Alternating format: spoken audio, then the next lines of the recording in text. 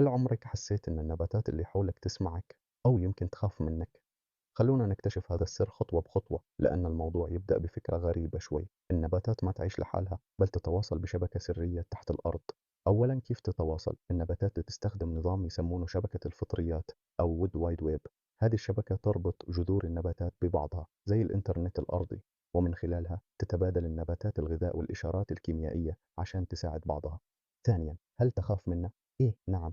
لما إنسان أو حيوان يهاجم نبتة تفرز هذه النبتة مواد كيميائية تحذيرية تنتقل عبر الشبكة للنباتات اللي جنبها. النباتات الثانية تستقبل الإشارة وتبدأ تقوي دفاعاتها، مثلا تنتج سموم أو أوراق أقوى كأنها تصرخ وتقول انتبهوا. ثالثا، الدليل العلمي. دراسات جديدة من جامعات عالمية في 2025 أثبتت أن النباتات تقدر تتعرف على التهديدات وتتفاعل معها في ثواني. وهذا الشيء فتح نقاش كبير، هل النباتات ذكية أو هذا مجرد رد فعل آلي وغريزي؟ في النهاية، هذا التواصل يذكرنا أن النباتات جزء من نظام حياتي كبير ومترابط، ويمكن فعلا تخاف منه بسبب تأثيرنا على البيئة. لو هالمعلومات حركت فضولك اضغط لايك واشترك عشان تعرف أكثر، وقول لي في التعليقات هل نظرتك للنباتات تغيرت بعد هالكلام؟